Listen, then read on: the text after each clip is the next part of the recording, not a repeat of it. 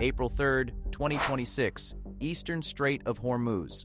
4 wooden-hulled ships sailing toward the most dangerous waters on Earth. No fighter escort, no carrier air wing overhead, no stealth bombers on standby. Just 4 Avenger-class minesweepers, 1,400 tons each.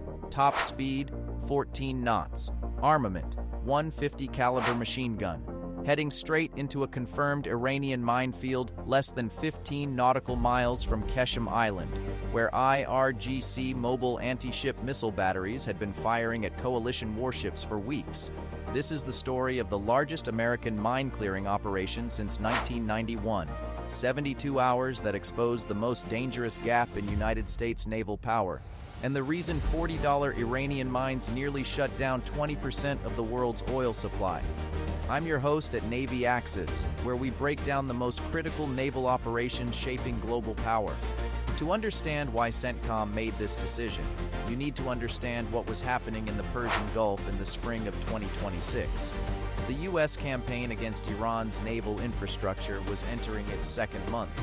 It had begun on February 28th with Operation Trident Surge, a coordinated strike package targeting IRGC Navy bases, fast attack craft pens, and coastal radar installations along Iran's southern coastline. 2 carrier strike groups, the USS Dwight D. Eisenhower and the USS Harry S. Truman, had been cycling air sorties around the clock. F/A-18E Super Hornets and F-35C Lightning IIs were flying between 80 and 120 combat missions per day. The air campaign was working. IRGC surface combatants were being destroyed at a rate of 3 to 5 per week. Shore-based Nor and Qatar anti-ship missile launchers were being hunted by EA-18G Growlers and destroyed by AGM-88 Harms. Iran's ability to project naval power in the central Persian Gulf was collapsing. But Iran had a backup plan, one the U.S. Navy had been warned about for decades but had never adequately prepared for: mines. On the night of March 29th, commercial shipping traffic through the eastern Strait of Hormuz came to a halt.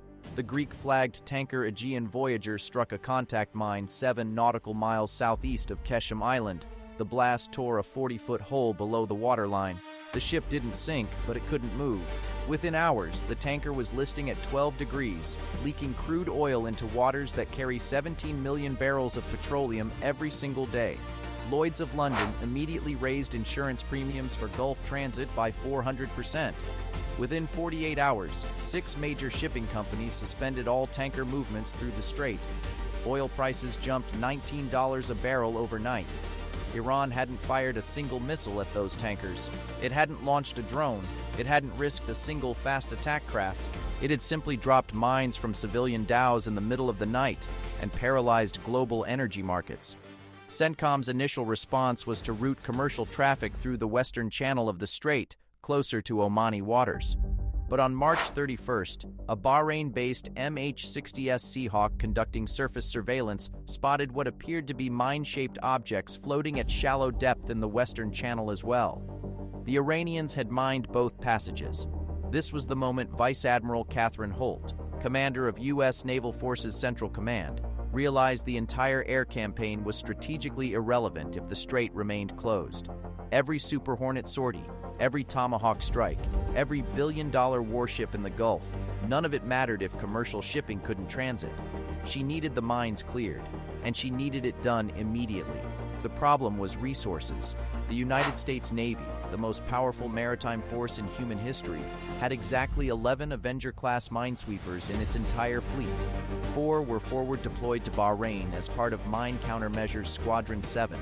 The rest were scattered across the Pacific or in maintenance. Those 4 ships, USS Sentry, USS Devastator, USS Gladiator, and USS Dexterous, were the only tools available. Built in the late 1980s and early 1990s, they were designed during the Cold War to clear Soviet mines from European shipping lanes. Their wooden hulls minimized magnetic signatures. Their SLQ-48 mine neutralization systems could identify and destroy mines at depth. They were purpose-built for exactly this mission. But they had one critical vulnerability: speed. At 14 knots maximum, they were the slowest warships in the U.S. fleet. They couldn't outrun anything. They couldn't evade anti-ship missiles. Their only defense was a pair of M2 Browning machine guns that couldn't hit a drone, let alone a cruise missile traveling at Mach 0.8. Sending them into waters within range of Iranian missile batteries without dedicated air cover was, by any conventional assessment, extremely high risk. Vice Admiral Holt knew this. Her staff knew this. The captains of those 4 ships knew this. But the strait had to be opened. The planning began on April 1st at NavCent headquarters in Bahrain. Commander James Pruitt, the officer in charge of Mine Countermeasures Squadron 7, laid out 3 options. Option 1. Wait for the carrier air wings to suppress Iranian coastal defenses before sending the sweepers in. Estimated timeline, 10 to 14 days. Unacceptable. Every day the strait stayed closed, the global economy lost an estimated $3.2 billion. Option 2. Request additional mine countermeasure assets from Allied navies. The Royal Navy had 2 Sandown-class mine hunters in the region. Japan had offered its Avenger-class ships. But Allied coordination would take a week minimum, and the British ships were already committed to clearing approaches to Bahrain's commercial port. Option 3. Send the 4 Avengers in now, with surface escort only. 2 Arleigh-Burke-class destroyers providing Aegis missile defense coverage, plus MH-53E Sea Dragon helicopters for airborne minesweeping ahead of the formation. No air cover, no fighter escort, no suppression of enemy air defenses. Commander Pruitt recommended Option 3. Vice Admiral Holt approved it within 2 hours. The decision went up the chain of command. 5th Fleet confirmed. CENTCOM confirmed. The Pentagon was briefed. According to sources familiar with the planning, Secretary of Defense Mitchell raised concerns about the lack of air cover, but was told that diverting carrier sorties from the ongoing strike campaign would create gaps that Iran could exploit to reconstitute its missile forces. The minesweepers would go in exposed. The destroyers would have to be enough. April 3rd, 0400 local time. The formation departed Bahrain. USS Sentry led the column, followed by Devastator, Gladiator, and Dexterous. Flanking them at a distance of 8 nautical miles were the destroyers USS Higgins, an Arleigh-Burke Flight 2A, and USS Paul Ignatius, a Flight 3 equipped with the AN/SPY-6 radar, the most advanced air and missile defense radar in the U.S. fleet. 2 MH-53E Sea Dragon helicopters launched from the amphibious transport dock USS Mesa Verde, which held station 30 nautical miles to the south as a floating base. The transit from Bahrain to the eastern approach of the strait took 11 hours. By 1500 on April 3rd, the minesweepers were in position at the entrance to the eastern shipping channel, bearing 120 from the tip of Qeshm Island. Distance to the nearest confirmed Iranian missile battery, 14.6 nautical miles. Commander Pruitt had studied the Iranian mine-laying pattern based on the position of the Aegean Voyager strike and the objects spotted in the Western Channel.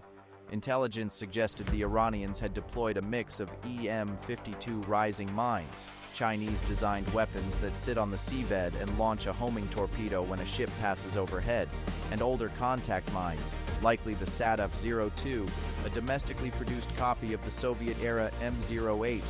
The EM-52s were the real threat. They couldn't be swept by traditional methods. Each one had to be individually detected, classified, and neutralized.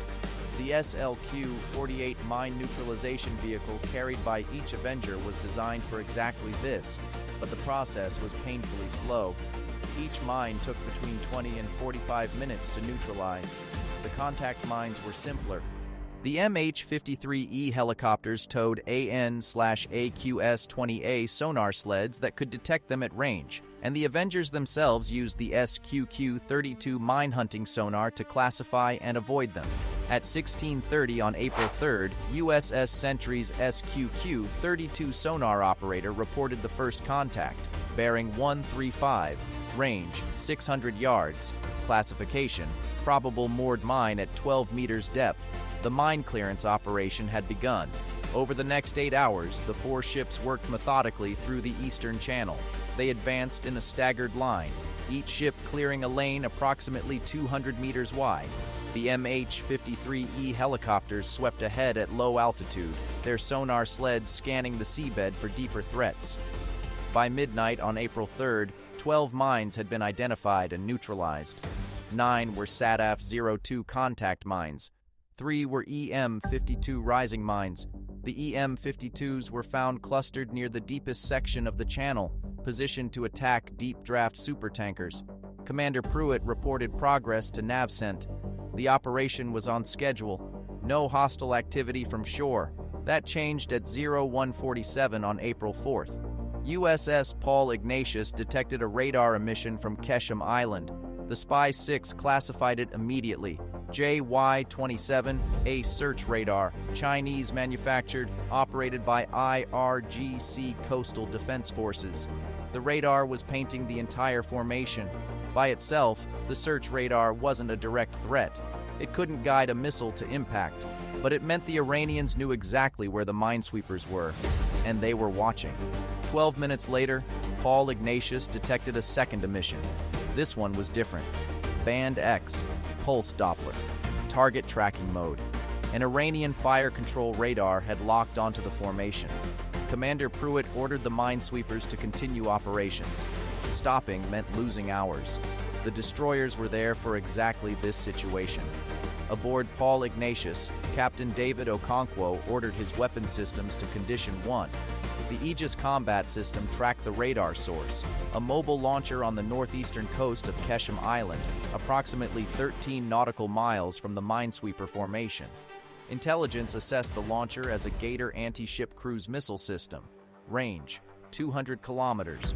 Warhead, 650 kilograms. Terminal approach speed, Mach 0.8. The fire control radar stayed active for 9 minutes, then it shut off. Silence. The minesweepers kept working. At 0322, USS Devastator's sonar operator flagged an unusual contact. It wasn't a mine. It was moving, slow, bearing 270, classified as a possible small surface vessel, likely an IRGC fast attack craft, one of the dozens of Avenger-class boats that had been harassing coalition ships since February. The boat was running without navigation lights and without an AIS transponder. It was approximately 4 nautical miles west of the Minesweeper formation, hugging the Qeshm Island coastline. USS Higgins trained its SLQ-32 electronic warfare suite on the contact. No radar emissions. The boat was running dark, watching. Whether it was a spotter relaying targeting coordinates to the missile batteries ashore was impossible to confirm, but Commander Pruitt had to assume the worst. He requested permission to engage. NavCent denied it. Rules of engagement required a demonstrated hostile act or hostile intent. A darkened boat 4 miles away didn't meet the threshold. The minesweepers kept working. 0411, April 4th, the second night of operations. Paul Ignatius detected multiple simultaneous radar emissions from Qeshm Island. 3 separate fire control radars, all in targeting mode, all pointed at the minesweeper formation. 8 seconds later, the Spy 6 detected a launch signature, then a second, then a third. 3 Gator anti-ship cruise missiles, inbound, range at detection, 11 nautical miles, time to impact, approximately 52 seconds. Captain Okonkwo didn't hesitate. Paul Ignatius launched SM-2 Block 3A interceptors from its forward Mark 41 vertical launch system, 2 missiles per target, 6 SM-2s in the air within 4 seconds. Simultaneously, USS Higgins launched 3 SM-2s from its own VLS cells, targeting the same inbound threats from a different angle. The first Gator was destroyed at 7 nautical miles. The SM-2 struck it head-on. Debris fell into the sea 4 miles east of the minesweepers. The second Gator was hit by both an SM-2 from Paul Ignatius and one from Higgins. Double kill. It disintegrated at 5 nautical miles. The third missile was problematic. It had dropped to an altitude of 15 feet above the sea surface, skimming just above the wave tops. At that altitude, the SM-2's engagement geometry was challenging. Paul Ignatius fired 2 more interceptors. The first SM-2 missed. The second detonated close enough to shred the Gator's guidance fins. The missile tumbled into the sea at a range of 2.3 nautical miles from USS Gladiator. Elapsed time from first launch detection to final intercept, 3 minutes and 41 seconds. SM-2 missiles expended, 11. Aboard the minesweepers, every sailor heard the missile intercepts, felt the shockwaves through the hull, saw the orange flashes reflected off the water. USS Sentry's captain, Lieutenant Commander Anna Reese, keyed the intercom. "All hands, return to stations. We have mines to clear." The minesweepers never stopped working. CENTCOM's response to the missile attack was immediate but measured. Two FA-18E Super Hornets from the Eisenhower were diverted from a planned strike on Bandar Abbas to conduct a retaliatory attack on the Gator launch sites on Qeshm Island. The mobile launchers had already relocated by the time the Hornets arrived, but JDAM strikes destroyed the support vehicles and radar equipment left behind. More importantly, CENTCOM did not pull the minesweepers out. Vice Admiral Holt assessed that the destroyers had performed exactly as planned. The Aegis system had held. The mines still needed clearing. By 0800 on April 4th, the minesweeper formation had neutralized 21 mines. The eastern channel was approximately 60% clear. The third and final phase of the operation began at 1600 on April 4th. The minesweepers turned south to clear the remaining sector of the eastern channel, working back toward the approaches that commercial tankers would use. Iranian resistance continued. The darkened fast attack craft reappeared, this time with two companions. 3 boats, running without lights, circling at a range of 5 nautical miles. USS Higgins illuminated them with its fire control radar, a deliberate signal. The boats withdrew. At 22:15, Iran launched 2 more missiles. This time they came from a different location, the mainland coast near Jask, east of the strait. Longer range, different geometry. Paul Ignatius detected them at 14 nautical miles and destroyed both with 4 SM-2 interceptors. Total SM-2 missiles expended over 72 hours, 15. Each SM-2 Block 3A cost approximately $2.4 million. Total defensive expenditure, $36 million. The mines they were clearing cost Iran approximately $40 each to produce. By 0600 on April 5th, Commander Pruitt reported the Eastern Channel clear. 34 mines neutralized in 72 hours. 23 SADF-02 contact mines. 11 EM-52 rising mines. No U.S. ships damaged, no U.S. casualties. The minesweepers withdrew to Bahrain for resupply and crew rest. Within 12 hours, the first commercial tanker, the Marshall Islands-flagged Pacific Endeavor, transited the cleared channel under escort. Oil prices dropped $8 a barrel on the news. The Hormuz mine clearance operation was, by any tactical measure, a success. 4 small ships accomplished exactly what they were sent to do. The strait was reopened, commercial traffic resumed, the global economy exhaled. But the operation exposed something the U.S. Navy had been trying to ignore for 20 years. America's mine warfare fleet is dangerously small. 11 Avenger-class ships, average age, over 30 years. No replacements in active service. The littoral combat ship was supposed to carry a mine countermeasures mission package. The system was never declared fully operational. The new MCM drone systems under development won't reach initial operational capability until 2028 at the earliest. 4 ships. That's what the United States Navy had available to clear the most strategically vital waterway on the planet. After-action assessments from NavCent were blunt. Vice Admiral Holt's report to the Joint Chiefs stated that the Navy had been forced to accept unacceptable risk to personnel and irreplaceable assets because decades of procurement decisions had prioritized carrier strike groups, stealth fighters, and ballistic missile submarines over the unglamorous mission of mine warfare. The numbers tell the story. A single Ford-class aircraft carrier costs $13.3 billion. A single Virginia-class submarine costs $3.4 billion. The entire Avenger-class minesweeper fleet, all 11 ships, cost less than a single Arleigh Burke destroyer. And yet, $40 Iranian mines closed the Strait of Hormuz for 6 days and cost the global economy an estimated $20 billion before 4 wooden-hulled ships from the 1980s reopened it. Congressional reaction was swift. The Senate Armed Services Committee announced hearings on mine warfare readiness within a week of the operation. Senator Margaret Liu of Virginia called the state of the mine fleet a national security disgrace.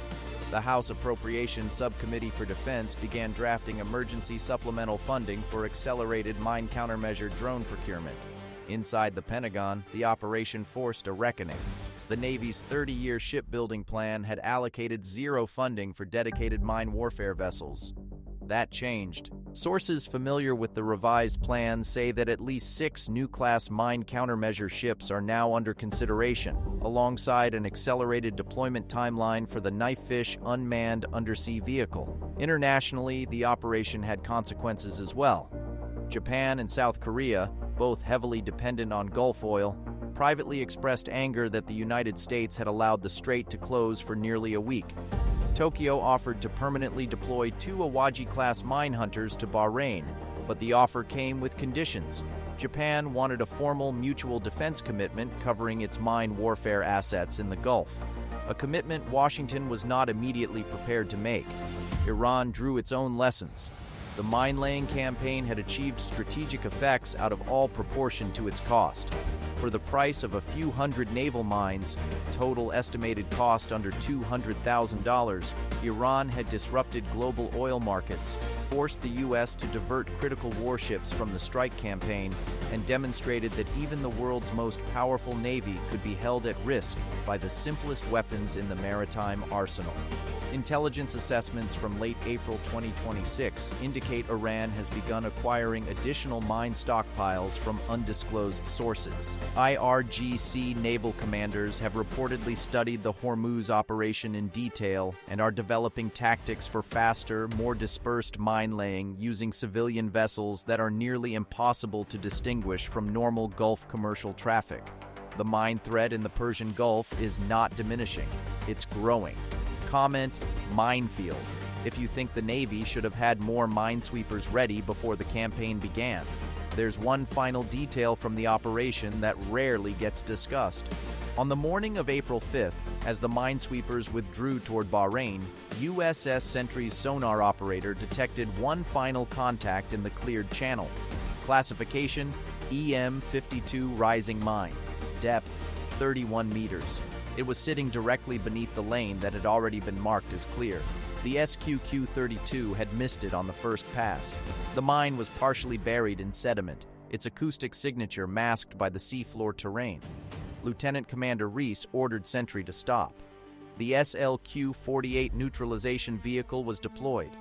42 minutes later, the mine was destroyed. If it had been missed, if the Pacific Endeavor had sailed over it 12 hours later, a rising torpedo would have struck a fully loaded supertanker from directly below.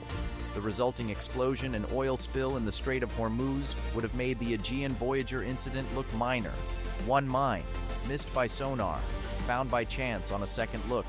That is the nature of mine warfare. It doesn't care about your aircraft carriers or your stealth fighters or your satellite constellations. It waits, silent, patient, hidden in the mud. And the Navy that controls the world's oceans had 4 old ships and a little bit of luck standing between global energy security and catastrophe. Subscribe if you want to see what happens when the Navy faces threats that trillion-dollar budgets weren't designed to stop.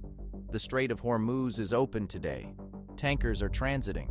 Oil is flowing. Markets have stabilized. But somewhere on the Iranian coastline, in a warehouse that looks like any other, there are more mines, waiting for the next order. And in Bahrain, 4 wooden ships are being refueled and restocked. Their crews are resting, because they know the call will come again. The question isn't whether the strait will be mined again. The question is whether 4 ships will be enough next time.